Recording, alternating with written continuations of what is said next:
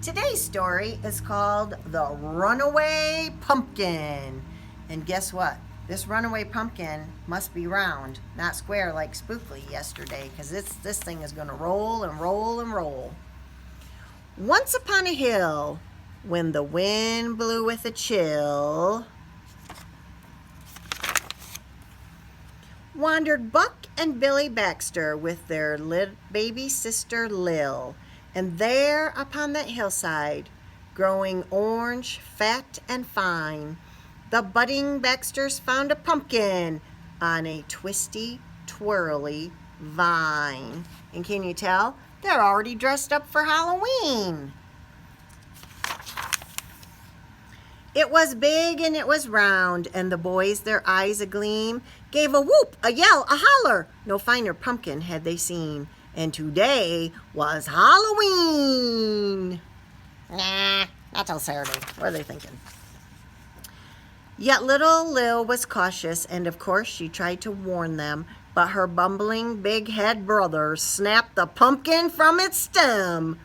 And as she watched them roll it, at first real slow, but then much faster, little Lil looked down the hill and she foresaw disaster. Oh no, she thinks something bad is going to happen. Do you know what's going to happen? Round and round across the ground, making a thumpin' bumpin' sound, came that thumpity bumpity thumpin' bumpin', round and rolly, runaway pumpkin. A short way down the hillside, that zooming pumpkin caught the eye of mucking Mama Baxter, who thought of Granny's pumpkin pie.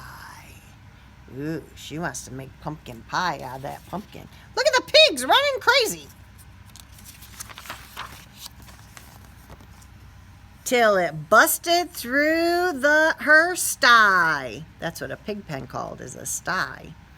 Round and round across the ground, making a thumpin' bumpin' sound, came that thumpity bumpity thumpin' bumpin', round and rolly, runaway pumpkin. A bit farther down the hillside, just beyond the chicken coop, Grandpa Baxter saw that pumpkin and thought of Granny's pumpkin soup. Want to have some pumpkin soup? No thanks. Till it knocked him for a loop. Oh no, it broke through the chicken coop. Round and round across the ground, making a thumpin' bumpin' sound, came that thumpity bumpity thumpin' bumpin', round and rolly, runaway pumpkin. Now at the bottom of that hillside, where that boundin' pumpkin sped, Papa Baxter on his tractor thought of Granny's pumpkin bread. Do you like pumpkin bread? Good thing Mrs. Roberts isn't showing my face, because I don't like any of those things. But Papa Baxter used his head and quickly plowed a pumpkin bed. Oh, what do you think's going to happen?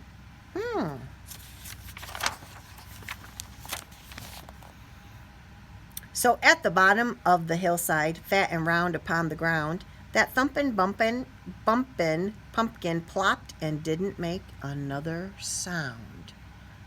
Why do you think it stopped there? I'll give you a big clue. It says, so at the bottom of the hillside. Okay. And as pigs and hens and Baxters gathered round where Papa plowed, little Lil, she gathered Granny and pulled her through the waiting crowd. Buck and Billy looked really proud. Remember, because they're the ones that snapped the pumpkin off the vine.